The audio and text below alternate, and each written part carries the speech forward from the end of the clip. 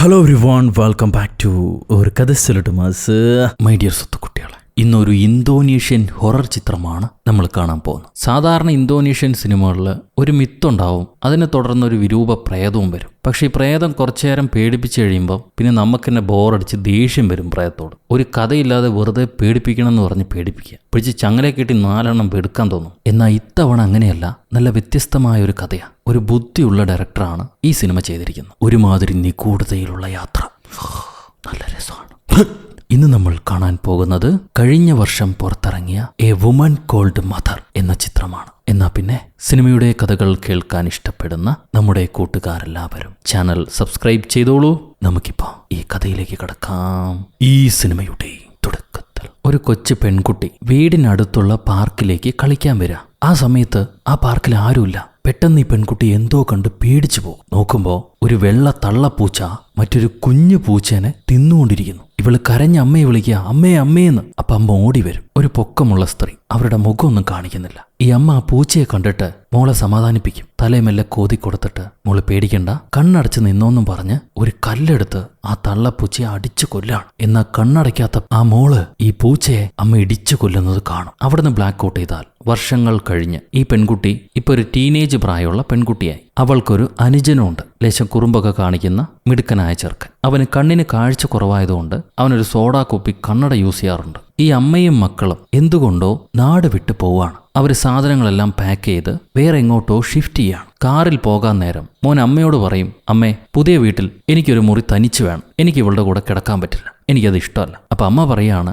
നീ ബെഡിൽ മൂത്രം ഒഴിക്കുന്നത് നിർത്തിയാൽ നിനക്ക് ഞാനൊരു പുതിയ മുറി തരാമെന്ന്. ഇത് കേൾക്കുമ്പോൾ ചേച്ചി അവനെ കളിയാക്കി ചിരിച്ചിട്ട് രണ്ടുപേരും കൂടെ അടിയുണ്ടാക്കുന്നു. അങ്ങനെ അവർ പുതിയ ഗ്രാമത്തിലേക്ക് താമസം വന്നു. ഇവരെ സ്വീകരിക്കാനായി അവരുടെ അമ്മാവൻ അവിടെ കാത്തു നിൽപ്പുണ്ടാവും. അമ്മാവനാണ് ഈ വീട് ഇവർക്ക് അറേഞ്ച് ചെയ്ത് കൊടുത്തിരിക്കുന്നത്. ഒരു പഴയ വീടാണ്, പൊട്ടിപ്പൊളിഞ്ഞ് ശോചനീയാവസ്ഥയിലാണ്, കുറച്ചൊക്കെ റിനോവേറ്റ് ചെയ്യാനുണ്ട്. ഈ വീട് കണ്ട ഉടനെ നമുക്കൊരു വീഡിയോ ചെയ്യാമെന്നും പറഞ്ഞിട്ട് അനുജനുടനെ ചേച്ചിയോട് ഫോൺ എടുത്ത് ഷൂട്ട് ചെയ്യാൻ പറയും. എന്നിട്ട് അവൻ പ്രേത വീട് പോലെ ഇൻട്രോ കൊടുക്കുക. ആ വീടിനെ പറ്റി ഇല്ലാത്ത കഥയൊക്കെ പറയും. ഇവിടെ ഏതോ ഒരു ആത്മാവുണ്ട്, ആ ആത്മാവിന്റെ പ്രസൻസ് ഞാൻ ഫീൽ ചെയ്യുന്നുണ്ടെന്നൊക്കെ ഇവനിങ്ങനെ പേടിപ്പിക്കുന്ന പോലെ വീഡിയോയിൽ സംസാരിച്ചുകൊണ്ടിരിക്കുക. അപ്പൊ അങ്കിള് വന്ന് ചോദിക്കും, നിങ്ങൾ എന്താ ചെയ്യണേന്ന്. ചേച്ചി പറയാണ്, അനിയൻ ഡിനോ അവനൊരു YouTube channel, horror channel start ചെയ്യണമെന്നുണ്ടത്രേ. അതിന് വേണ്ടിയിട്ടുള്ള വീഡിയോ എടുക്കലാണ് ഇവർ ചെയ്തുകൊണ്ടിരിക്കുന്നത്. അനിയൻ പറയും, എനിക്ക് പ്രേതങ്ങളെ കാണാൻ പറ്റും, അതിന് ഫീൽ ചെയ്യാനുള്ള സെൻസ് ഉണ്ട്, അതുകൊണ്ടാണ് ഞാൻ ഈ ഹൊറർ ചാനൽ ആരംഭിച്ചിരിക്കണേന്ന്. പക്ഷെ അവൻ അങ്ങനത്തെ കഴിവൊന്നുമില്ല.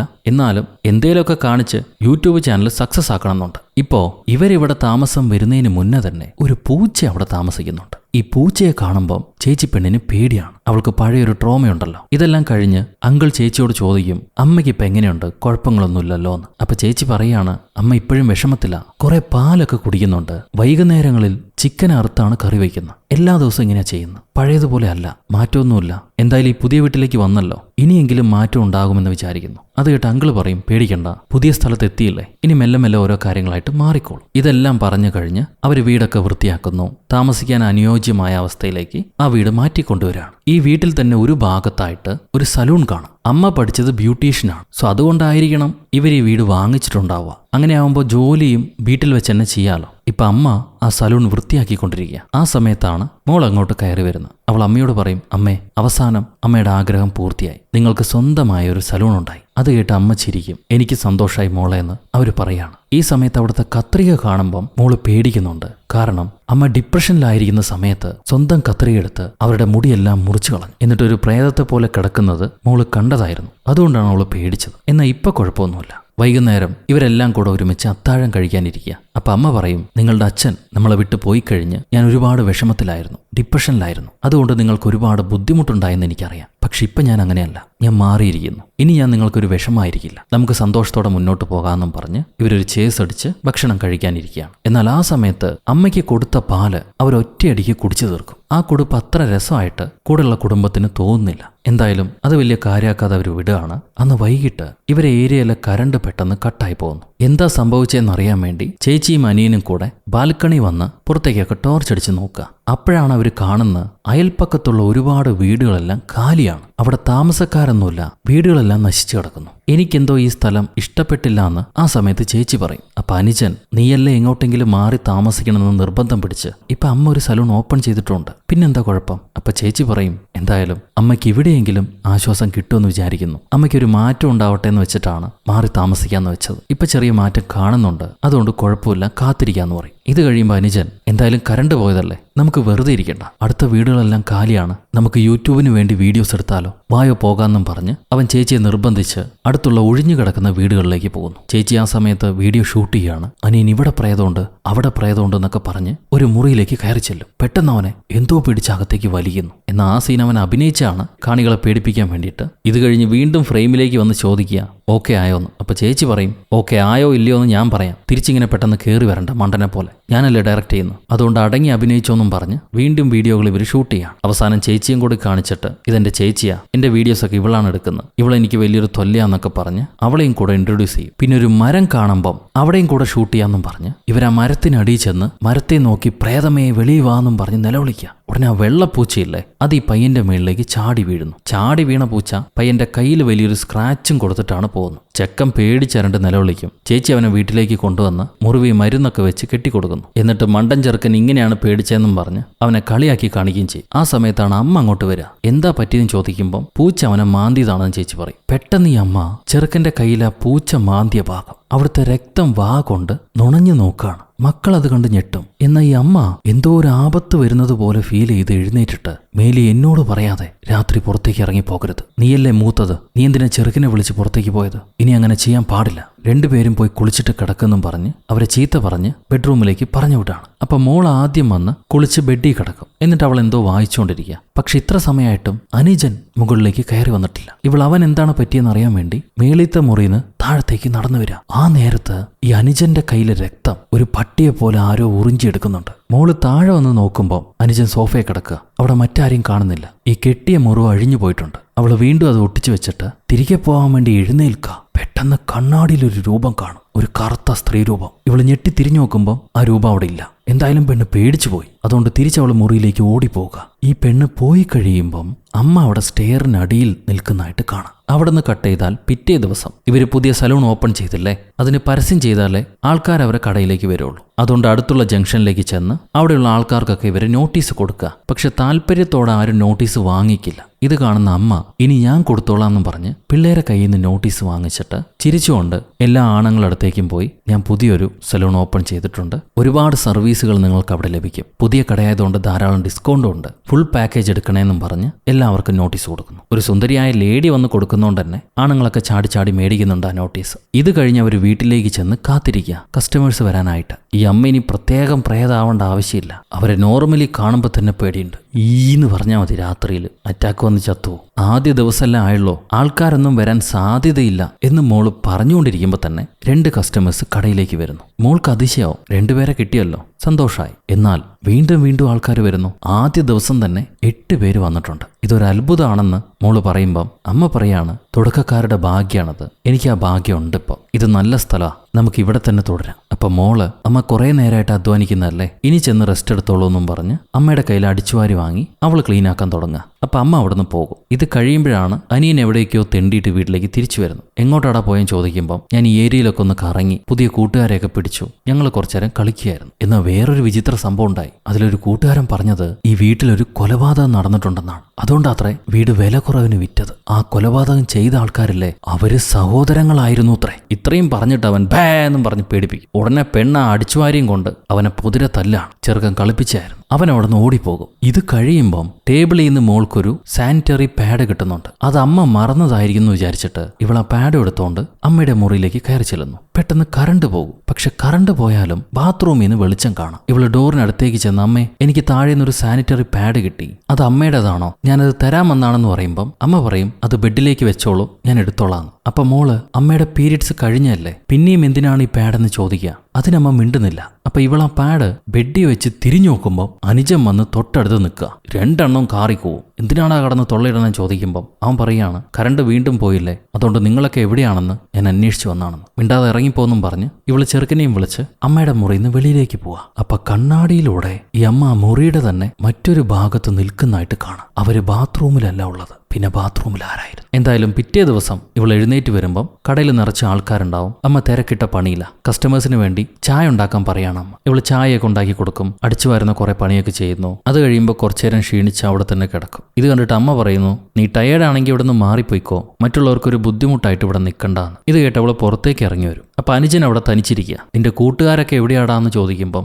അവൻ പറയും അവരെല്ലാം കളി കഴിഞ്ഞ് പോയി എന്ന്. എനിക്ക് വെറുതെ ഇരുന്ന് ബോറടിക്കുന്നു, എന്തായാലും ഇപ്പൊ സന്ധ്യയായില്ലേ, നമുക്ക് കുറച്ച് വീഡിയോസും കൂടെ ഷൂട്ട് ചെയ്താലോ, എന്റെ കൂടെ വായോന്നും പറഞ്ഞ് അവൻ ചേച്ചിയെ വിളിച്ചുകൊണ്ട് പോയി പറമ്പിൽ പലയിടത്തുനിന്നും പ്രേതത്തെ പോലെ വീഡിയോസുകളൊക്കെ ഷൂട്ട് ചെയ്യും. അതിലവൻ പറയുന്നൊരു കാര്യമുണ്ട്, ഇന്തോനേഷ്യൻ പ്രേതങ്ങളൊക്കെ തല കീഴായി കയ്യും കാലും കുത്തിയാണ് നടക്കുക. അതിന്റെ ആവശ്യം എന്താ, അങ്ങനെ നടക്കുമ്പോൾ മെല്ലെയല്ലേ പോകാൻ പറ്റുള്ളൂ, ഈ പ്രേതങ്ങൾക്ക് എന്താ ബുദ്ധിയില്ലെന്നും പറഞ്ഞ് അവൻ പ്രേതങ്ങളെയും കളിയാക്കി വീണ്ടും അവര് കാട്ടിലും മേട്ടിലും ഒക്കെ കളിച്ചടക്കുക. ഇപ്പൊ സമയം കുറച്ച് ഇരുട്ടി തുടങ്ങി. വീട്ടിലേക്ക് തിരിച്ചു വരുന്ന വഴിയെ ഇവര് മറ്റൊരു വലിയ അബാൻഡൻ ഹൗസ് കാണും. ഇന്ന് ഇവിടെ വെച്ചൊരു സൂപ്പർ കണ്ടന്റ് ഉണ്ടാക്കാന്നും പറഞ്ഞ് ഇവർ ആ വീടിനകത്തേക്ക് കയറുക. ഇവനൊരു ഇൻട്രോ ഒക്കെ കൊടുത്ത് സംസാരിക്കാൻ തുടങ്ങി. ചേച്ചിപ്പെണ്ണാണ് മൊബൈൽ ഫോൺ ക്യാമറ പിടിച്ചുകൊണ്ട് നിൽക്കുന്നത്. അപ്പൊ ഈ ക്യാമറയിലൂടെ ചെറുക്കന്റെ പിറകിലായി ഒരു കറുത്ത രൂപം നിൽക്കുന്ന കാണാം. അവനോട് തിരിഞ്ഞ് ടോർച്ച് അടിക്കാൻ പറയുമ്പോൾ ആ രൂപത്തെ കാണുന്നില്ല. എന്നാൽ ഈ ടോർച്ച് അടിച്ച പയ്യൻ അതേ ലൈറ്റ് തിരികെ അടിച്ച് വരുന്ന വഴിക്ക് ഒരു ചെറിയ മുറിയിൽ ഏതോ സ്ത്രീരൂപം നിൽക്കുന്ന കാണും. ഇത് കണ്ടവൻ പേടിച്ച് വിറയ്ക്കുക. പക്ഷെ ചേച്ചി വിചാരിക്കും അവൻ അഭിനയിക്കുന്നതാണെന്ന്.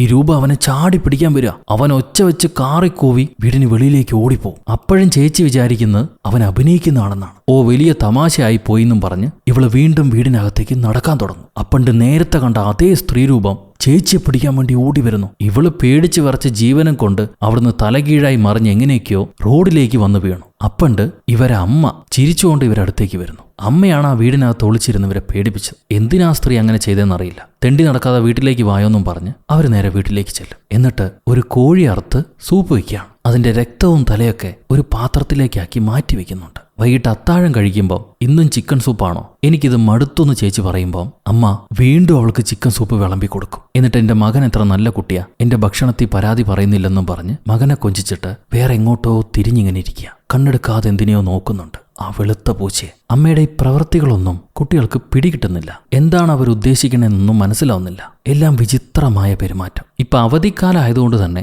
പിള്ളേർക്ക് സ്കൂളിൽ പോകേണ്ട ആവശ്യമില്ല. പിറ്റേന്ന് രാവിലെ ചേച്ചി എഴുന്നേറ്റ് ഏതോ വീഡിയോ കണ്ടുകൊണ്ടിരിക്കുക. ഇവരമ്മ 2 വർഷം മുന്നേ അച്ഛൻ ഇറങ്ങിപ്പോയി കഴിഞ്ഞപ്പം വിഷം കഴിച്ച് മരിക്കാൻ ശ്രമിച്ചായിരുന്നു. അത് ഇവരെടുത്ത വീഡിയോയിൽ പതിഞ്ഞിരുന്നു. അതാണ് മോള് കണ്ടുകൊണ്ടിരിക്കുന്നത്. ഇപ്പൊ പ്രസന്റിൽ അമ്മ വന്നിട്ട് അവര് മാർക്കറ്റിലേക്ക് പോവാണ്. നിനക്കിന്ന് പ്രത്യേകമായി മറ്റെന്തെങ്കിലും ഇറച്ചി ഞാൻ വാങ്ങിക്കൊണ്ടുവരാമെന്നും പറഞ്ഞ് അവരിറങ്ങിപ്പോവാ. മോള് വീണ്ടും കിടന്നുറങ്ങും. കുറെ സമയം കഴിഞ്ഞ് എഴുന്നേൽക്കുമ്പോൾ താഴെ ആരോ അടുക്കളയിൽ പണിയെടുക്കുന്ന ശബ്ദം കേൾക്കുന്നുണ്ട്. അമ്മ തിരിച്ചു വന്നു എന്ന് വിചാരിച്ചിട്ട് ഇവള് മെല്ലെ അടുക്കളയിലേക്ക് ചെല്ലുക. അടുക്കളയിൽ ചെന്ന് നോക്കുമ്പോൾ അമ്മ ആ വീട്ടിലുണ്ടായിരുന്ന പൂച്ചയെ വെട്ടി നുറുക്കി അതിന്റെ ഇറച്ചി രക്തം എടുത്തുകൊണ്ടിരിക്കുക. ഇവളത് കണ്ട് പേടിച്ചു വിറയ്ക്കും. അപ്പോഴാണ് അമ്മയുടെ മുഖം തിരിയുന്നത്. ഒരു കറുത്തിരണ്ട് കരുതേച്ച മുഖം. അത് അമ്മയല്ല, ഏതോ ഒരു കരിഞ്ചാത്തിയാണ്.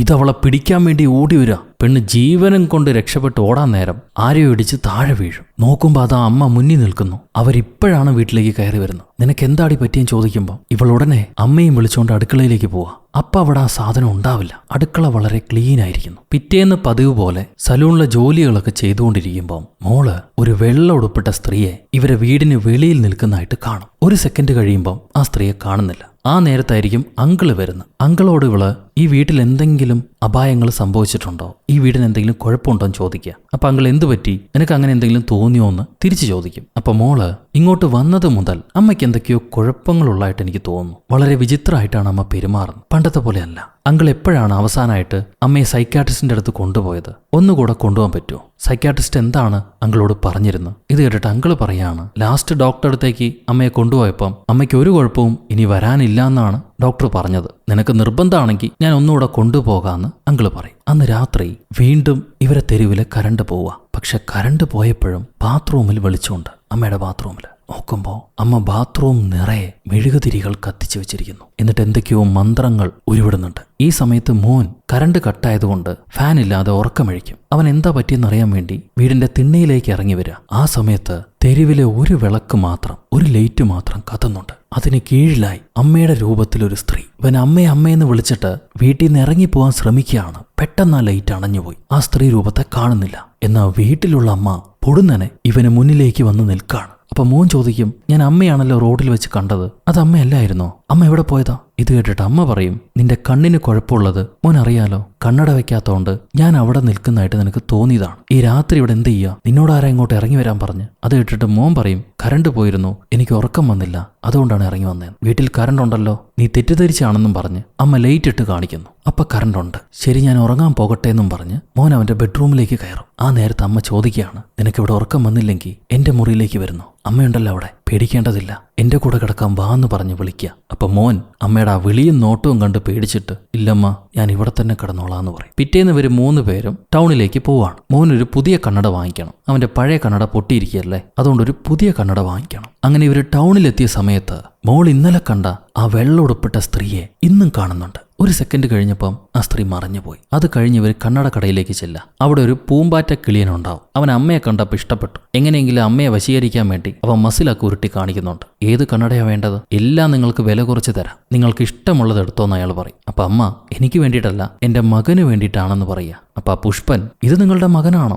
ഞാൻ ഒരിക്കലും വിശ്വസിക്കില്ല, എനിക്ക് നിങ്ങളുടെ അനിയനായിട്ടാണ് തോന്നണേന്ന് പറയും. അപ്പൊ മോള്, അങ്ങനെയാണെങ്കിൽ നിങ്ങൾക്കും ഒരു കണ്ണടയുടെ ആവശ്യമുണ്ടെന്നും പറഞ്ഞ് അയാളെ കളിയാക്കുക. അത് അയാൾക്ക് ഇഷ്ടപ്പെട്ടിട്ടില്ല. എന്തായാലും ഇവരവിടുന്ന് കണ്ണട വാങ്ങിച്ചു. അവനൊരു നല്ല വായി നോക്കിയാന്ന് മോള് പറയുമ്പം അമ്മ പറയും, അങ്ങനെ മോശപ്പെട്ട ആളൊന്നുമല്ല, നല്ല സ്നേഹമുള്ള മനുഷ്യനാ, അയാൾ ഡീസന്റ് ആയിട്ടാണല്ലോ സംസാരിച്ച്, നിനക്കെന്താ ഇപ്പം എങ്ങനെ തോന്നിയത്? എന്തായാലും നിന്റെ അച്ഛന്റെ അത്രയും മോശപ്പെട്ട ആളല്ല എന്നും പറഞ്ഞ് ഇവര് നടന്നു പോകുന്ന വഴിക്ക് അമ്മ പഴയ കാര്യങ്ങളൊക്കെ ആലോചിച്ച് കരയുന്നുണ്ട്. ഇവരച്ഛൻ ഈ കുടുംബം വിട്ട് ഇറങ്ങിപ്പോയതാണല്ലോ, അന്ന് അച്ഛന്റെ കാലി കെട്ടിപ്പിടിച്ച് അമ്മ കരഞ്ഞതായിരുന്നു, ഞങ്ങൾ ഇട്ടിട്ട് പോകല്ലേ എന്നും പറഞ്ഞു. എന്നാലും തന്ത ഇവരെ ഉപേക്ഷിച്ച് പോവുമായിരുന്നു. അന്ന് അമ്മയും 2 മക്കളും ഒരുപാട് കരഞ്ഞിരുന്നു. വീണ്ടും പ്രസന്റിലേക്ക് വന്നാൽ അമ്മ ഒരു ചുവന്ന തുണിയൊക്കെ ഇട്ട് അണിഞ്ഞൊരുങ്ങുക, നല്ല ഭംഗിയായിട്ട് അണിഞ്ഞൊരുങ്ങും. എന്നിട്ട് മോളോട് പറയാണ്, ഹെറുവിന് ചുവന്ന വസ്ത്രമിട്ട സ്ത്രീകൾ ഇഷ്ടമാണത്രേ, അതുകൊണ്ടാണ് ഞാനിപ്പോൾ ഇത് ധരിക്കുന്നത്. ഇത് കേട്ട് മോള് ചോദിക്കുകയാണ്, ആ കണ്ണടക്കടക്കാരനാണോ ഈ ഹെറു എന്ന്? അമ്മ അതേന്ന് പറയും. ഒരുപാട് നാളായി അമ്മ ഇങ്ങനെയൊക്കെ അണിഞ്ഞൊരുങ്ങിയിട്ട്. അമ്മയുടെ സന്തോഷമാണല്ലോ മക്കൾക്കും വേണ്ടത്, അതുകൊണ്ട് മോൾ എതിർക്കുന്നില്ല. ഇപ്പൊ സുന്ദരിയായിട്ടുണ്ട്, ഇങ്ങനെ പോയാൽ ആരും ഇഷ്ടപ്പെടുമെന്ന് മോള് പറയും. ഇങ്ങനെ പറഞ്ഞ് അമ്മയെ കെട്ടിപ്പിടിക്കുന്ന സമയത്ത്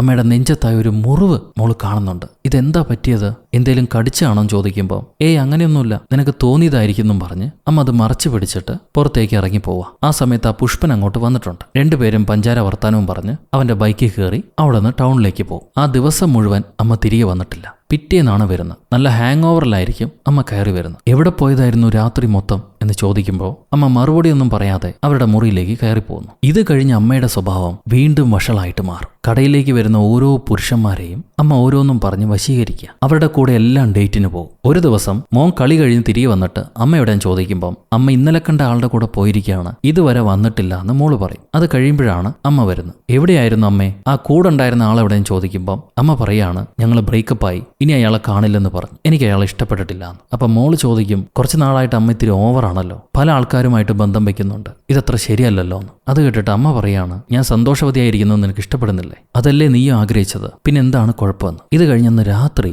ചേച്ചി അനിയനോട് പറയാണ്, ഞാൻ ഈ വീട്ടിൽ എന്തൊക്കെയോ കാണുന്നുണ്ടടാ, ഇവിടെ എന്തോ കുഴപ്പമുള്ളതുപോലെ. ഇതിനെല്ലാം കാരണം അമ്മയാണോ എന്ന് എനിക്ക് സംശയമുണ്ട്, കാരണം അമ്മയെ പോലത്തെ ഒരു രൂപവും കൂടെ ഞാൻ കാണുന്നുണ്ടെന്ന് പറയും. എന്നാൽ ഇതൊന്നും അനിയച്ചാര് കേൾക്കുന്നില്ല. അവൻ നല്ല കൂർക്കം വലിച്ചുറങ്ങിക്കൊണ്ടിരിക്കുക. ചേച്ചിക്ക് എന്തോ സംശയം തോന്നി. അവള് രാത്രി മെല്ലെ അമ്മയെ കാണാൻ വേണ്ടി താഴത്തേക്ക് ഇറങ്ങി വരും. അപ്പൊ അമ്മ കണ്ണാടിക്ക് മുന്നിൽ നിന്നുകൊണ്ട് ഇവള് നേരത്തെ കണ്ടില്ല കറുത്ത രൂപം, ആ രൂപത്തോട് സംസാരിച്ചുകൊണ്ടിരിക്കുന്നു. ആ രൂപം എന്തൊക്കെയോ അമ്മയ്ക്ക് പറഞ്ഞു കൊടുക്കുന്നുണ്ട്. ഇത് കണ്ട പെണ്ണ് ഞെട്ടിത്തരിച്ച് നിൽക്കവേ ആ രൂപം പെട്ടെന്ന് തലതിരിഞ്ഞ് ഇവളിങ്ങനെ നോക്കി നിൽക്കുക. അത് കണ്ട അമ്മയും തിരിഞ്ഞ് നോക്കുന്നുണ്ട്. എന്നാൽ ആ സമയത്ത് മോൾ അവിടെ ഉണ്ടാവില്ല. മോള് തിരികെ ഓടി വന്ന് കിടന്നുറങ്ങുന്നത് പോലെ അഭിനയിച്ച് വെട്ടിക്കിടക്കായിരിക്കും. അപ്പൊ അമ്മയും അവളുടെ മുറിയിലേക്ക് കടന്നു വരുന്നു. എന്നിട്ട് മോളെ മെല്ലെ തലോടി നോക്കും. അവൾ കനക്കൊന്നുമില്ല. എന്നിട്ട് അവര് തിരിഞ്ഞ് നടന്നു പോവാണ്. അമ്മ പോയി കഴിഞ്ഞു എന്നറിയുമ്പം ഇവള് മെല്ലെ കണ്ണ് തുറന്ന് തിരിഞ്ഞു നോക്കും. ഈ നേരത്തെ അമ്മ പോയിട്ടില്ല, അവിടെ തന്നെ നിൽപ്പുണ്ട്. അവര് മോളോട് ചോദിക്കുകയാണ്, മോളെ നീ താഴത്തെ ഫ്ലോറിലേക്ക് ഇറങ്ങി വന്നിരുന്നോ? രാത്രി മുറിയിൽ നിന്ന് ഇറങ്ങാൻ പാടില്ലെന്ന് ഞാൻ പറഞ്ഞിട്ടില്ലേ? നീ താഴത്തേക്ക് ഇറങ്ങി വന്നിരുന്നോന്ന്. അത് കേട്ട് മോള് പറയും ഇല്ല അമ്മയെന്ന്. ഉടനെ ഇവര് മോളെ പുറത്തേക്ക് ചാടി കിടന്നിട്ട് മോളെന്നെ സ്നേഹിക്കുന്നുണ്ടല്ലോ അല്ലേ? ഒരിക്കലും അമ്മയോടുള്ള സ്നേഹം കുറഞ്ഞു പോകരുത്, അമ്മയും മോളെ സ്നേഹിക്കുന്നുണ്ടെന്നും പറഞ്ഞ് മെല്ലെ അവിടെ നിന്ന് എഴുന്നേറ്റ് പോകും. പിറ്റേ ദിവസം ബ്രേക്ക്ഫാസ്റ്റ് കഴിക്കാൻ നേരം മോനൊരു പുതിയ കണ്ണട വാങ്ങിച്ചു കൊടുത്തില്ലേ, അതും അവൻ പൊട്ടിച്ചിട്ടുണ്ട്. ഇതെങ്ങനെയാടാ പൊട്ടിയും ചോദിക്കുമ്പം ഫുട്ബോൾ കളിച്ചുകൊണ്ടിരുന്നപ്പോൾ പൊട്ടിയതാണെന്ന് മോൻ പറയും. അതിനെന്തോരം വില വന്നോ? വാങ്ങിച്ചിരുന്നൊക്കെ ഇങ്ങനെ നശിപ്പിക്കുകയാണോ എന്ന് ചോദിക്കുമ്പോൾ മോൻ പറയും അതിനെന്താ, അമ്മയുടെ ലൈൻ തന്നെയാണല്ലോ ആ കട നടത്തുന്നത്, അവനോട് ചോദിച്ചാൽ മതി, ഫ്രീ ആയിട്ട് തരുമല്ലോ, ഇങ്ങനെ ഒരുപാട് ലൈൻ അമ്മയ്ക്കുണ്ടല്ലോ എന്നവൻ ചോദിക്കുക. അത് കേൾക്കുമ്പോൾ അമ്മയ്ക്ക് ദേഷ്യം വരികയാണ്. ഇത്രയും വിലയുള്ള ഗ്ലാസ് വാങ്ങിച്ചു തന്നിട്ട് നന്ദി പോലും ഇല്ലാതെ നീ അമ്മയെ കുറ്റപ്പെടുത്താണോ? ഇത് കുടിക്കടാന്നും പറഞ്ഞ് അമ്മ ഒരു ഗ്ലാസ് പാല് അവന്റെ വായിലേക്ക് കുത്തി നിറച്ചൊഴിക്കും. നീ ജനിച്ചത് മുതൽ ഈ കുടുംബത്തിൽ നല്ല ഒന്നും നടന്നിട്ടില്ല, നീ കാരണമാണ് എന്റെ ജീവിതം ഇല്ലാതായെന്നും കൂടെ അമ്മ പറയുന്നത് കേൾക്കുമ്പോൾ ഇവൻ കരഞ്ഞുകൊണ്ട് അവന്റെ മുറിയിലേക്ക് ഓടിപ്പോവാ. അമ്മ എന്തുകൊണ്ടാണ് അങ്ങനെ പ്രവർത്തിച്ചതെന്ന് മോൾക്കും മനസ്സിലാവില്ല. ഇതുവരെ അമ്മ അങ്ങനെ ചെയ്തിട്ടില്ല. നിന്റെ പിറവി തന്നെ എനിക്ക് വേദനയാണെന്ന് അമ്മ പറഞ്ഞതോടും കൂടെ ചെക്കൻ ഒരുപാട് വിഷമായി. അവൻ ചേച്ചിയെ കെട്ടിപ്പിടിച്ച് കരയാൻ തുടങ്ങി. കരഞ്ഞ് അവൻ ക്ഷീണിച്ച് കിടന്നുറങ്ങി. അന്ന് രാത്രി അമ്മയുടെ ഈ വിചിത്ര സ്വഭാവം എന്തായാലും മാമനെ അറിയിക്കണമെന്ന് പറഞ്ഞിട്ട് ഇവള് മാമന്റെ അടുത്തേക്ക് ഓടി വരിക. മാമൻ കതക് തുറക്കുമ്പോൾ അങ്കിൾ അമ്മയുടെ സ്വഭാവം തീരെ ശരിയില്ല, അമ്മയ്ക്ക് എന്തോ പറ്റിയിട്ടുണ്ട് എന്ന് പറയുമ്പോഴേക്കും മോളെ അമ്മയോട് ക്ഷമിക്കുന്നും പറഞ്ഞ് അമ്മ മാമന്റെ വീടിനകത്ത് നിന്ന് പുറത്തേക്ക് വരും. ഇവളവിടെ എത്തുന്നതിന് മുന്നേ അമ്മ അവിടെ എത്തിയിട്ടുണ്ട്. പുതിയ സ്ഥലമായതുകൊണ്ട് ഞാൻ ഇത്തിരി സ്ട്രെസ്സിലായിരുന്നു, ഞാനത് നിങ്ങളോട് കാണിച്ചു, എനിക്ക് തെറ്റുപറ്റി മോളെ, എന്നോട് ക്ഷമിക്കുന്നും പറഞ്ഞ് അമ്മ മോളെ കെട്ടിപ്പിടിക്കുക. മാമൻ പറയും അമ്മ എല്ലാം എന്നോട് പറഞ്ഞു, കുഴപ്പമൊന്നുമില്ല, നമുക്ക് ഡോക്ടറെ അടുത്തേക്ക് പോകാം, അമ്മ സ്ട്രെസ്സിലായതുകൊണ്ടല്ലേ, അതുകൊണ്ട് നിങ്ങൾ പേടിക്കണ്ടെന്നും പറഞ്ഞ് മാമനും ഇവളെ സമാധാനിപ്പിക്കുകയാണ്. പക്ഷെ പെണ്ണിനറിയാലോ അമ്മയ്ക്ക് എന്തോ സാരമായ കുഴപ്പമുണ്ടെന്ന്. പിറ്റേ ദിവസം ചേച്ചി അനിയനോട് പറയും ഈ വീട്ടിൽ എന്തൊക്കെയോ ഞാൻ കാണുന്നുണ്ടടാ, പ്രയത്തെ പോലെ, ഇവിടെ എന്തോ ഒരു കുഴപ്പമുണ്ട്, അതിൽ അമ്മയ്ക്ക് എന്തൊക്കെയോ പറ്റിയിട്ടുള്ളത് പോലെ. എന്നാൽ അത് മാമനും വിശ്വസിക്കുന്നില്ല. നിനക്കതൊന്നും അറിയണ്ടല്ലോ, നീ ഇതൊന്നും ശ്രദ്ധിക്കുന്ന പോലുമില്ല, ചുമ്മാ പിള്ളേരുമായിട്ട് കളിച്ചു നടക്കുക, എല്ലാ ടെൻഷനും എൻ്റെ തലയ്ക്കാണ്. അത് കേട്ടിട്ട് അനിയൻ പറയും ആര് പറഞ്ഞു ഞാൻ കളിച്ചു നടക്കുകയാണെന്ന്, ഞാൻ കാരണം നിങ്ങൾ വിഷമിക്കണ്ടെന്ന് പറഞ്ഞിട്ടാണ് ഞാൻ എല്ലാ കഥകൾ പറഞ്ഞു, ഇവിടെ പിള്ളേര് പോലുമില്ല കളിക്കാൻ. ആദ്യകാലത്തൊക്കെ നമ്മൾ രണ്ടുപേരുമായിരുന്നു കളിച്ചുകൊണ്ടിരുന്നത്, ഇപ്പൊ നിനക്ക് എന്നോട് ശ്രദ്ധ പോലുമില്ല, ഞാൻ ഒറ്റയ്ക്കാ, ആ വിഷമം എനിക്ക് ആരോടും പങ്കുവെക്കാൻ പോലും പറ്റുന്നില്ല, അതുകൊണ്ടാണ് ഞാൻ അഭിനയിച്ചത്, പിന്നെ എന്താണ് എനിക്ക് ചെയ്യാൻ പറ്റുക. ഇവരിങ്ങനെ സംസാരിച്ചുകൊണ്ടിരിക്കുന്ന സമയത്ത് മാമൻ അമ്മയെ ഡോക്ടറെയും കാണിച്ച് തിരിച്ചു വിളിച്ചുകൊണ്ട് വന്നു. അമ്മ മക്കളോട് പറയും ഡോക്ടർ കുറച്ച് മരുന്നൊക്കെ എനിക്ക് തന്നിട്ടുണ്ട്, കുഴപ്പമൊന്നുമില്ല, മക്കൾക്ക് വേണ്ട ഭക്ഷണം വാങ്ങിച്ചിട്ടുണ്ട്, വായോ ഞാൻ ഡിന്നർ ഉണ്ടാക്കാമെന്നും പറഞ്ഞ് അമ്മ അകത്തേക്ക് പോകുന്നു. മോള് മാമനോട് ചോദിക്കും ഡോക്ടർ എന്താ പറഞ്ഞതെന്ന്. മാമൻ പറയാണ് ഒരു കുഴപ്പമില്ലാന്ന് ഡോക്ടർ പറഞ്ഞു, മരുന്നും തന്നിട്ടുണ്ടല്ലോ, ഇനി പേടിക്കണ്ടെന്നും പറഞ്ഞ് മക്കളെ വിളിച്ചുകൊണ്ട് അകത്തേക്ക് പോകുന്നു. അമ്മയാണെങ്കിൽ എപ്പോഴും ചെയ്യുന്ന പോലെ തന്നെ കോഴിയുടെ തലയും അറുത്ത് അതിന്റെ രക്തം എടുത്ത് മാറ്റിവെക്കും ഇവർ കാണാതെ. അത് കഴിഞ്ഞ് ഭക്ഷണമൊക്കെ ഉണ്ടാക്കി പിള്ളേർക്ക് വിളമ്പി എല്ലാവരും സമാധാനമായിട്ട് കിടന്നു. മാമൻ തിരികെ പോവുകയും ചെയ്തു. എന്നാൽ അന്ന് രാത്രി മോള് സംശയപ്പെട്ട് മെല്ലെ അമ്മയുടെ മുറിയിലേക്ക് വന്ന് ബാത്റൂമിലേക്ക് എത്തി നോക്കുക. അപ്പോഴാണ് അവള് അമ്മ ഇത്രയും നാളായിട്ട് കാണിക്കുന്ന ആ വിചിത്ര പ്രക്രിയകൾ കാണുന്നത്. മെഴുകുതിരിയെല്ലാം കത്തിച്ചു വെച്ച് ടബിനകത്ത് പാലി കിടന്നിട്ട് ഈ കോഴി രക്തം ശരീരം മുഴുവൻ പാക്കി കുറേയൊക്കെ കുടിക്കുന്നുണ്ട്. ഇത് കണ്ടവള് പേടിച്ച് തിരികെ അവരെ മുറിയിലേക്ക് ഓടി വന്നിട്ട് അനിയൻ എണീപ്പിച്ച് അമ്മ ചെയ്യുന്ന കണ്ടോ, വാ എന്റെ കൂടെ വായ, ഞാൻ കാണിച്ചു തരാം, അമ്മ രക്തമൊക്കെ കുടിക്കുന്നുണ്ടെന്ന് പറയും. എന്നാൽ അനുജൻ ഇതൊന്നും ശ്രദ്ധിക്കാതെ എനിക്ക് വയ്യ, എനിക്ക് പേടിയാന്നും പറഞ്ഞ് കിടന്നുറങ്ങുക. അപ്പൊ മോള് കതക് കുറ്റിയിട്ടിട്ട് അമ്മയെങ്ങാനും തിരികെ വരുമോ എന്ന് പേടിച്ച് കിടന്നുറങ്ങും. പിറ്റേന്ന് അമ്മയ്ക്ക് ശരിക്കും എന്തെങ്കിലും കുഴപ്പമുണ്ടെങ്കിൽ ആ സൈക്യാട്രിസ്റ്റ് ഡോക്ടറോട് ചോദിച്ചാൽ മനസ്സിലാവുമല്ലോ. സോ ഇവള് നേരെ ടൗണിലേക്ക് ചെന്ന് ആ ഡോക്ടറെ കണ്ടുമുട്ടാണ്. അവരോട് അമ്മയ്ക്ക് ഇങ്ങനെ കുഴപ്പമൊക്കെ ഉണ്ട്, എന്നിട്ടും നിങ്ങളെന്തത് മനസ്സിലാക്കാത്തതെന്ന് ചോദിക്കുമ്പം ആ ഡോക്ടർ പറയാണ് ഞാൻ അമ്മയെ കണ്ടിട്ട് തന്നെ 1 വർഷത്തിന് മുകളിലായി, ആദ്യകാലത്തൊക്കെ അവർ വരുമെങ്കിലും പിന്നീട് വന്നിട്ടില്ല, നിങ്ങൾ പറയുന്ന അനുസരിച്ച് അമ്മയുടെ ഇപ്പോഴത്തെ അവസ്ഥ എനിക്ക് അറിയില്ല. ഇവൾ ഉടനെ ദേഷ്യപ്പെട്ട് മാമന്റെ വീട്ടിലേക്ക് ഓടി വരും. എന്നിട്ട് മാമന്റെ കൊങ്ങയെ പിടിച്ച് ചോദിക്കുക പറട്ട കള്ള, സത്യം പറ, അമ്മയെ ഡോക്ടർ അടുത്തേക്ക് കൊണ്ടുപോകാന്നും പറഞ്ഞ് നിങ്ങൾ എങ്ങോട്ടാണ് കൊണ്ടുപോയത്, ഞങ്ങളെല്ലാം പറഞ്ഞ് പറ്റിക്കുകയായിരുന്നു. അപ്പം മാമൻ പറയും ശരിക്കും അമ്മയെ മാമൻ കൊണ്ടുപോയത് ഡോക്ടർ അടുത്തേക്കല്ല, കുറേയൊക്കെ ഡോക്ടർ അടുത്തേക്ക് കൊണ്ടുപോയിട്ടും ഒരു മാറ്റവും കണ്ടില്ല. സോ ഒരു മന്ത്രവാദിയുടെ അടുത്തേക്ക് മാമൻ കൊണ്ടുപോയപ്പോഴാണ് അമ്മ പഴയ അവസ്ഥയിലേക്ക് തിരികെ വന്നത്. അവർ ചില റിച്വൽസ് ഒക്കെ പറഞ്ഞു, അതനുസരിച്ച് ചെയ്തപ്പം അമ്മയ്ക്ക് ഭേദമായി. ഇപ്പൊ വീണ്ടും അവരടുത്തേക്ക് തന്നെയാണ് കൊണ്ടുപോയിരിക്കുന്നത്. ഇത് കേട്ടിട്ട് മോൻ പറയും പക്ഷെ ഇപ്പോൾ പഴയതിലും മോശം അവസ്ഥയാണ് അമ്മയ്ക്കായിരിക്കുന്നത്, എന്തെങ്കിലും ചെയ്ത് ഞങ്ങളുടെ പഴയ അമ്മയെ മാമൻ തിരികെ തരുമോ. ഇത് കേട്ടിട്ട് മാമൻ പറയും ഒരു കാര്യം ചെയ്യാം, നമുക്കൊന്നുകൂടെ ആ മന്ത്രവാദിയുടെ അടുത്തേക്ക് പോകാം, എന്നിട്ട് എന്താണ് കുഴപ്പം പറ്റിയെന്ന് ചോദിക്കാം. ഇപ്പൊ വീട്ടിലേക്ക് പോകാൻ വായോന്നും പറഞ്ഞ് മാമൻ പിള്ളേരെയും വിളിച്ചുകൊണ്ട് വീട്ടിലേക്ക് വരുന്നു. അപ്പൊ അമ്മ ഇവരെയും കാത്ത് ഉറങ്ങാതെ അവിടെ തന്നെ ഇരിപ്പുണ്ടാവും. മാമനെ കാണുമ്പോൾ തന്നെ മനസ്സിലായി മാമൻ എല്ലാം പിള്ളേരോട് പറഞ്ഞിട്ടുണ്ടാവുമെന്ന്. നിങ്ങളെല്ലാം പറഞ്ഞല്ലേ മക്കളെ, ഞാൻ ആകെ ഡെസ്പറേറ്റ് ആയിരുന്നു, എനിക്ക് എഴുന്നേൽക്കാനോ സ്വന്തമായി ജോലി ചെയ്യാനോ ജീവിക്കണമെന്നോ ഉള്ള ആഗ്രഹം ഉണ്ടായിരുന്നില്ല. പക്ഷേ ഈ ഷാമാന്റെ അടുത്തേക്ക് പോയതിൽ പിന്നെയാണ് എനിക്ക് ജോലി ചെയ്യാനും മുന്നോട്ട് ജീവിക്കാനും സാധിച്ചത്. അതിനവർ ചില റിച്വൽസ് ചെയ്യാൻ പറഞ്ഞിരുന്നു, മെയിൻറ്റെയിൻ ചെയ്യാൻ പറഞ്ഞിരുന്നു. ഞാനത് ചെയ്തുകൊണ്ടേയിരുന്നു. അത് ചെയ്തില്ലെങ്കിൽ ഞാൻ വീക്കായി പോകും. ചെയ്താൽ മാത്രമേ എനിക്ക് ആരോഗ്യം കിട്ടുള്ളൂ. അതുകൊണ്ടാണ് ഞാനത് ചെയ്തത്. പിന്നെ മക്കൾ കണ്ട ആ രൂപം, അത് ഞാനല്ല, അതൊരു ജിന്നാണ്. ഞാൻ ഈ റിച്വൽ ചെയ്യുന്നതുകൊണ്ട് വന്ന ജിന്നാണത്. അതെന്നെ ഉപദ്രവിക്കുന്നുണ്ട്. ഇപ്പം അതെൻ്റെ ശരീരത്തുണ്ട്. എങ്ങനെയെങ്കിലും അതിനെ മാറ്റിക്കളയാൻ നിങ്ങൾ എന്നെ സഹായിക്കണം. എനിക്കതിനെ കൊണ്ട് ബുദ്ധിമുട്ടാണെന്ന് പറയും. സോ മാമനും മരുമക്കളും ചേർന്ന് പിറ്റേന്ന് അമ്മയും വിളിച്ചോണ്ട് ആ മന്ത്രവാദിയുടെ അടുത്തേക്ക് പോവാ. ഈ വെള്ളുടുപ്പിട്ട മന്ത്രവാദിനെയായിരുന്നു മോൾ 1-2 തവണ കണ്ടത്. എൻ്റെ അമ്മയ്ക്ക് എന്താണ് പറ്റിയതെന്ന് മോൾ ആ മന്ത്രവാദിയോട് ചോദിക്കും. അപ്പൊ മന്ത്രവാദി പറയാണ്, നിങ്ങളുടെ അമ്മ എൻ്റെ അടുത്തേക്ക് വരുമ്പോൾ അവരുടെ മാനസിക നിലയും ശാരീരിക നിലയും വളരെ പരിതാപകരമായിരുന്നു. ഒരു സ്ത്രീ എന്ന വശവും അമ്മ എന്ന മറ്റൊരു വശവും ചേർന്ന് വലിയ കുഴപ്പത്തിലായിരുന്നു അവളുടെ മനസ്സ്. അപ്പൊ ഇതിനെ ഒന്നായി ചേർക്കാൻ വേണ്ടി ഞാൻ അവരുടെ ശരീരത്ത് ഒരു ഇംപ്ലാന്റ് കയറ്റിവെച്ചു. ഇതിലൂടെ പഴയ മാനസികാവസ്ഥയിലേക്ക് അവർക്ക് തിരിച്ചു വരാൻ കഴിയും. എന്നാൽ ഇത് തുടർന്ന് കൊണ്ടുപോകാൻ ചില സാക്രിഫൈസുകൾ നൽകേണ്ടതുണ്ട്. അതിനു വേണ്ടിയിട്ടാണ് വൈകുന്നേരങ്ങളിൽ കോഴിയുടെ തലയറുത്ത് രക്തം പ്രസാദം ചെയ്യുന്നത്. ഇതുകൊണ്ട് മനുഷ്യർക്കൊരു ഉപദ്രവവും ഉണ്ടാവില്ല എന്ന് ആ ഷാമാൻ പറയുകയാണ്. എന്നാൽ ഇത് കേട്ട അമ്മ പറയും, ഞാൻ ആക്സിഡന്റലി എൻ്റെ മകന്റെ രക്തം രുചിച്ചുപോയി. അത് കഴിഞ്ഞേ പിന്നെയാണ് എനിക്ക് കുഴപ്പങ്ങൾ കൂടിയത്. ഇത് കേട്ടിട്ട് ആ മന്ത്രവാദിനി പറയും, ആന്റി, ഞാൻ നിങ്ങളോട് വാൺ ചെയ്താണ്, ഒരിക്കലും മനുഷ്യരക്തം രുചിച്ചു നോക്കാൻ പാടില്ല. അങ്ങനെ ചെയ്താൽ വലിയ ആപത്താ. ഇനി ആ ആത്മാവിന് നിങ്ങളെ കുട്ടികളുടെ മുഴുവൻ രക്തവും വേണ്ടിവരും. 2 പേരെയും ബലി കൊടുക്കേണ്ടി വരും. അതിന് നമ്മൾ അനുവദിക്കാൻ പാടില്ല. എത്രയും പെട്ടെന്ന് ആ ഇംപ്ലാന്റ് പുറത്തേക്ക് എടുക്കണം. അതിനുവേണ്ടി ഒരു റിച്വലുണ്ട്. ആന്റി അകത്തേക്ക് വരൂ, ബാക്കിയുള്ളവര് പുറത്ത് തന്നെ കാത്തു നിന്നാ മതി. ഉള്ളിൽ എന്ത് ശബ്ദം ഉണ്ടായാലും അകത്തേക്ക് വരാൻ പാടില്ല എന്ന് പറഞ്ഞിട്ട് മന്ത്രവാദി അമ്മേനെയും വിളിച്ചുകൊണ്ട് അവരെ പ്രാർത്ഥനാ മുറിയിലേക്ക് കയറി ചെല്ലും. എന്നിട്ട് അവിടുന്ന് വലിയ മന്ത്രവാദ പ്രവർത്തനങ്ങളൊക്കെ ചെയ്യാം. കുറെ കഴിഞ്ഞപ്പം ഈ അമ്മയുടെ ശരീരത്തിലുള്ള പ്രേതം അതിന്റെ പ്രകടനങ്ങളൊക്കെ കാണിക്കാൻ തുടങ്ങി. ആ സമയത്തായിരിക്കും മന്ത്രവാദിനി അമ്മയുടെ ശരീരത്തിൽ ഇംപ്ലാന്റ് ചെയ്ത ഒരു കല്ല് പുറത്തേക്ക് എടുക്കുന്നു. കുറച്ചു സമയം കഴിഞ്ഞപ്പം ശബ്ദമെല്ലാം ഒതുങ്ങി അമ്മ വളരെ വൃത്തിയായി പുറത്തേക്ക് വരും. എല്ലാം കഴിഞ്ഞു മക്കളെ, ഇനി കുഴപ്പമൊന്നുമില്ല, വീട്ടിലേക്ക് പോകാമെന്നും പറഞ്ഞ് അവർ കുടുംബത്തെയും വിളിച്ച് തിരികെ വീട്ടിലേക്ക് വരികയാണ്. അത് കഴിഞ്ഞ് അന്ന് വൈകിട്ട്, ഞാൻ കാരണം നിങ്ങൾ ഒരുപാട് ബുദ്ധിമുട്ടി, എന്നാലും എന്നെ കൈവിട്ടില്ലല്ലോ, അതുകൊണ്ട് നിങ്ങൾക്കെല്ലാവർക്കും ഒരുപാട് നന്ദിയുണ്ട്. ഇനി നമുക്ക് സന്തോഷമായിട്ട് കഴിയാമെന്ന് അമ്മ പറയും. അതേസമയം മാമൻ ഇനി തനിച്ച് താമസിക്കേണ്ട ആവശ്യമില്ല, ചൂതാട്ടവും കള്ളുകൂടിയെല്ലാം ഉപേക്ഷിച്ച് നിങ്ങളും ഞങ്ങളുടെ കൂടെ തന്നെ താമസിക്കണമെന്ന് പിള്ളേര് പറയും. മാമൻ അതിന് സമ്മതിക്കുന്നുണ്ട്. ഇത് കഴിഞ്ഞ് ഒരുപാട് ക്ഷീണിച്ചുകൊണ്ട് ഞാൻ കിടക്കാൻ പോവാന്ന് പറഞ്ഞ് അമ്മ ബൈ പറഞ്ഞ് പോവാണ്. ആ സമയത്തായിരിക്കും മാമൻ പറയുന്ന, അമ്മ വിളിച്ചുടനെ നമ്മൾ ഇറങ്ങി പോകുന്നില്ലേ, മന്ത്രവാദിനിയോട്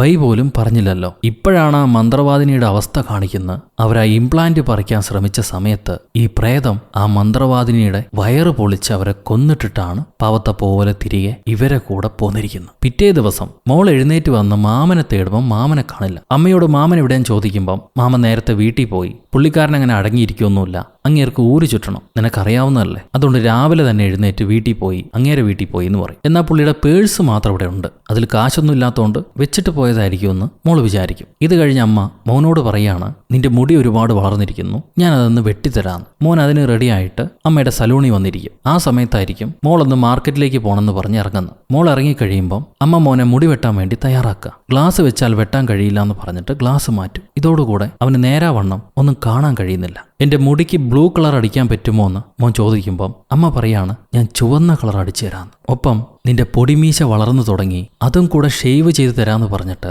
ഷേവിംഗ് ബ്ലേഡ് കയ്യിലെടുക്കും. എന്നിട്ട് മെല്ലെ ആ ബ്ലേഡ് കണ്ണിനടുത്തേക്ക് കൊണ്ടുവന്ന്, അതിനു മുന്നേ മോന്റെ കണ്ണിലെ രോഗം ഞാൻ ഇപ്പം മാറ്റിത്തരാമെന്ന് പറഞ്ഞ് ഒറ്റ വെട്ട. ഈ സമയം ടൗണിലേക്ക് വന്ന മോള് മാമനെ കാണാൻ വേണ്ടി മാമന്റെ വീട്ടിലേക്ക് ചെല്ലും. പക്ഷെ അവിടെ മാമനെ കാണുന്നില്ല. ഫോണിൽ കുറെ വിളിച്ചിട്ടും മാമൻ എടുക്കുന്നില്ല. ഇവള് വീട്ടിലേക്ക് തിരിച്ചു വരുന്ന വഴിയെല്ലാം മാമനെ കോൾ ചെയ്യുന്നുണ്ട്. അപ്പോഴായിരിക്കും നേരത്തെ കണ്ട ആ പഴയ അബാൻഡൻ ഹൗസ് ഇല്ലേ, അതിനകത്തുനിന്ന് മാമന്റെ ഫോൺ റിങ് ചെയ്യുന്നു. ഇവൾ ആ വീടിനകത്തൂടെ പോയി നോക്കുക. അപ്പൊ ആ വീടിന്റെ ഫസ്റ്റ് ഫ്ലോറിൽ 1 2 അല്ല ഒരുപാട് ജഡങ്ങൾ കെട്ടി തൂക്കിയിട്ടിരിക്കുന്നത് കാണാം. കൊന്നു മുറിച്ച് കെട്ടി തൂക്കിയിട്ടിരിക്കുക. അതെല്ലാം അമ്മ ഡേറ്റ് ചെയ്ത ആ നാട്ടിലെ ആണുങ്ങളാണ്. അതിനോടൊപ്പം തന്നെ മാമന്റെ ബോഡിയും കിടപ്പുണ്ട്. കഴുത്തറുത്താണ് ഇവരെല്ലാം കൊന്നിരിക്കുന്നത്. ഇവളത് കണ്ട് പേടിച്ച് വിറച്ച് അനിയൻ എന്തെങ്കിലും പറ്റിയിട്ടുണ്ടാവോ എന്നറിയാൻ വേണ്ടി വീട്ടിലേക്ക് തിരിച്ച് ഓടി വരിക. നോക്കുമ്പോണ്ട് അനിയന്റെ 2 കണ്ണും കട്ട് ചെയ്ത് അനിയനെ കുരുടാക്കി കെട്ടിവെച്ചിരിക്കുന്നു. ഇവളത് കണ്ട് ഞെട്ടുമ്പോഴേക്കും ആ തള്ള ചാടി പറന്നു വന്ന് നമ്മുടെ പെൺകുട്ടീനെയും പിടിച്ചു കഴിഞ്ഞു. അവള് കണ്ണ് തുറക്കുമ്പം ചുറ്റിലും കുറെ മെഴുകുതിരിയൊക്കെ കത്തിച്ചു വെച്ച് ഏതോ പൂജയ്ക്ക് ഇരുത്തിയിരിക്കണ പോലെ പെണ്ണിനൊരു ചെയറി ഇരുത്തിയിരിക്കുകയാണ്. അടുത്തായിട്ട് അനുജൻ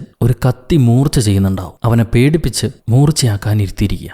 ഇത് കഴിഞ്ഞ് അമ്മ ഒരു രക്തം വാർന്ന ഗൗണം ധരിച്ചുകൊണ്ട് അങ്ങോട്ട് വരിക. അവരുടെ കണ്ണൊക്കെ പൂച്ച കണ്ണായിട്ട് മാറിയിട്ടുണ്ട്. കണ്ടാൽ തന്നെ അറിയാം അമ്മയല്ല അത്, വേറെന്തോ ചെയ്താനാണെന്ന്. ആ സാധനം മോളടുത്തേക്ക് വന്നിട്ട് പറയാണ്, ഞാൻ മാത്രമില്ലായിരുന്നെങ്കിൽ നിന്റെ അമ്മ എപ്പോഴേ മരിച്ചു പോയേനെ. ഞാൻ ഉള്ളതുകൊണ്ട് മാത്രമാണ് അവൾക്കൊരു സാധാരണ മനുഷ്യനെ പോലെ ഇപ്പൊ ജീവിക്കാൻ കഴിയുന്നത്. നിങ്ങൾക്ക് വേണ്ടി അമ്മ സ്വന്തം ജീവിതം കൊടുത്തല്ലേ, ഇപ്പൊ അതിന് പ്രതിഫലം കൊടുക്കേണ്ട സമയമായി. നിങ്ങളുടെ ജീവനാണ് അമ്മയ്ക്ക് പകരമായി കൊടുക്കേണ്ടത്. ഇതും പറഞ്ഞിട്ട് ആ പ്രേതം അനുജന്റെ കയ്യിൽ ഒരു കത്രികയും കൊടുത്ത്, നിനക്ക് അമ്മയോട് സ്നേഹമുണ്ടെങ്കിൽ ചേച്ചിയുടെ കഴുത്ത് മുറിക്കാൻ പറയും. ഇവനങ്ങനെ പേടിച്ച് ചേച്ചിയുടെ അടുത്തേക്ക് വന്ന് കഴുത്തിലേക്ക് ഈ കത്രിക വെക്കാം. അമ്മ തിരിഞ്ഞു നിൽക്കും. മുറിച്ച ഉടനെ എനിക്ക് ആ രക്തം വേണമെന്ന് പറഞ്ഞിട്ട്. അപ്പൊ അനുജൻ വെട്ടുന്ന പോലെ കാണിച്ചിട്ട് പെട്ടെന്ന് തന്നെ ചേച്ചിയെ കെട്ടിവെച്ചിരിക്കുന്ന കയറെല്ലാം വെട്ടി മുറിക്കുക. എന്നിട്ട് പറയും, ഞാൻ എപ്പോഴും ചേച്ചിയുടെ കൂടെയാണ്, ഒരിക്കലും ചേച്ചിനെ മറക്കില്ല. ചേച്ചിയെ വിടുവിച്ച് കഴിഞ്ഞ ഉടനെ ഇവൻ ആ കത്രിക കൊണ്ട് അമ്മയെ വെട്ടി പരിക്കേൽപ്പിക്കാൻ ശ്രമിക്കുക. പക്ഷെ ചെറുക്കന് കണ്ണ് കാണുന്നില്ലല്ലോ. അതുകൊണ്ട് അമ്മ തള്ളി മാറി ഒരു പലകയെടുത്ത് പയ്യന്റെ മണ്ടയിലേക്ക് അടി കൊടുക്കും. അവൻ ബോധം കെട്ട് വീണ ഉടനെ ഈ പെണ്ണിനെ പൊക്കിയെടുത്ത് ടേബിളിലേക്ക് കിടത്തുക. എന്നിട്ട് അവളെ മേലെ കയറിയിരുന്ന് കഴുത്ത് കണ്ടിക്കാൻ വേണ്ടി ഈ കത്രിക കഴുത്തി വെച്ച് അമർത്തും. അപ്പൊ മോള് പറയാണ്, ഞാൻ അമ്മയ്ക്ക് വേണ്ടി എന്റെ ജീവൻ നൽകാൻ തയ്യാറാണെന്ന്. ഇതും പറഞ്ഞവള് അമ്മ എങ്ങനെയാണോ തന്നെ തലോടുക അതേപോലെ അമ്മയെ തിരിച്ച് തലോടുകയാണ്. ഉടനെ ഈ പ്രേതത്തിന്റെ വായെല്ലാം കോണിച്ച് അത് പുറകിലേക്ക് തള്ളി മാറുന്നുണ്ട്. ആരോ അതിനെ പിടിച്ചു വലിക്കുന്ന പോലെ. മോള് കണ്ണാടിയിലൂടെ നോക്കുമ്പോഴാണ് കാണുന്നത് ഈ ശരീരത്തുള്ള യഥാർത്ഥ അമ്മ ആ പ്രേതത്തെ പിടിച്ചു വലിക്കുകയാണ് ഒരു സൈഡിലേക്ക്. എന്റെ മോളെ ഉപദ്രവിക്കല്ലടി എന്നും പറഞ്ഞിട്ട്. എന്നിട്ട് അത് പിടിച്ചിരിക്കുന്ന കത്രിക കൊണ്ട് തന്നെ തിരിച്ച് അതിന്റെ ശരീരത്തിലേക്ക് കുത്താൻ ശ്രമിക്കും. അതല്ലാതെ മറ്റു മാർഗമില്ല ഈ പ്രേതത്തിൽ നിന്ന് രക്ഷപ്പെടാൻ. അമ്മ കഷ്ടപ്പെടുന്ന കാണുമ്പോൾ മോള് തിരിഞ്ഞ് പെട്ടെന്ന് ആ കത്രിക പിടിച്ച് അവളും ചേർന്ന് അമ്മയുടെ ശരീരത്തിലേക്ക് തന്നെ ഇത് കുത്തി ഇറക്കുകയാണ്. അതോടുകൂടി പ്രേതം വലിയവായി ഒച്ച വെച്ച് താഴത്തേക്ക് മറിഞ്ഞു വീഴും. പൊടുന്നനെ എല്ലാ ലൈറ്റും അണഞ്ഞുപോയി, ഇരുട്ടാണ്. ആ സമയത്ത് അമ്മയുടെ ആത്മാവ് വന്ന് മോളെ കെട്ടിപ്പിടിച്ചൊരു ഉമ്മയൊക്കെ കൊടുത്തിട്ട്, അമ്മ എപ്പോഴും മോളുടെ കൂടെയുണ്ട്, ഒരാപത്തും എൻ്റെ മക്കൾക്ക് വരുത്താൻ ഈ അമ്മ സമ്മതിക്കില്ല എന്നും പറഞ്ഞ് മോളെ കയ്യിലൊരു കല്ലിൻ്റെ പീസും കൊടുത്തിട്ട് അവർ മൺമറഞ്ഞു പോകും. അത് കഴിയുമ്പോഴാണ് അനിയൻ എഴുന്നേറ്റ് വരുന്നത്. അവൻ അമ്മ മരിച്ചു പോയി എന്നറിഞ്ഞിട്ട് അമ്മയെ കെട്ടിപ്പിടിച്ച് കരയുന്നു. ചേച്ചിയും അടുത്തേക്ക് ചെല്ലും. രണ്ടുപേരും ഒരുമിച്ച് അമ്മയെ കെട്ടിപ്പിടിച്ച് കരയാണ്. അവിടുന്ന് ബ്ലാക്ക് ഔട്ട് ചെയ്താൽ, പണ്ട് ആ പൂച്ചയെ തല്ലിക്കൊന്നില്ലേ അമ്മ, അന്നമ്മ മോളോട് പറഞ്ഞിരുന്നു, ആ പൂച്ച ഒരിക്കലും ഒരമ്മയാകുന്നില്ല, തൻ്റെ കുഞ്ഞിനെ ഉപദ്രവിക്കുന്ന ഒരാളും ഒരമ്മയാവില്ല, എന്റെ മോൾക്ക് ഒരാപത്തും വരാൻ ഈ അമ്മ സമ്മതിക്കില്ല എന്നും. അന്ന് ആ പൂച്ചയെ തല്ലിയ കല്ലിന്റെ ഒരു കഷ്ണമാണ് അമ്മ മോളുടെ കയ്യിൽ നിന്ന് വെച്ചു കൊടുത്ത്. അവിടെ വെച്ച് എ വുമൻ കോൾഡ് മദർ എന്ന സിനിമ അവസാനിക്കുന്നു. സോ ഗൈസ്, എങ്ങനെയുണ്ട് ഈ കഥ? നിങ്ങൾക്ക് ഇഷ്ടപ്പെട്ടു എന്ന് വിചാരിക്കുന്നു. നിങ്ങളുടെ അഭിപ്രായം കമന്റിലൂടെ രേഖപ്പെടുത്തുക. ലൈക്ക് ചെയ്യാനും ഷെയർ ചെയ്യാനും പുതിയ കൂട്ടുകാരെല്ലാവരും ചാനൽ സബ്സ്ക്രൈബ് ചെയ്യാനും ഒരിക്കലും മറക്കരുത്. അടുത്തൊരു അടിപൊളി സിനിമയായിട്ട് വീണ്ടും കണ്ടുമുട്ടുന്നത് വരെ, until then it's bye from ഒരു കഥ.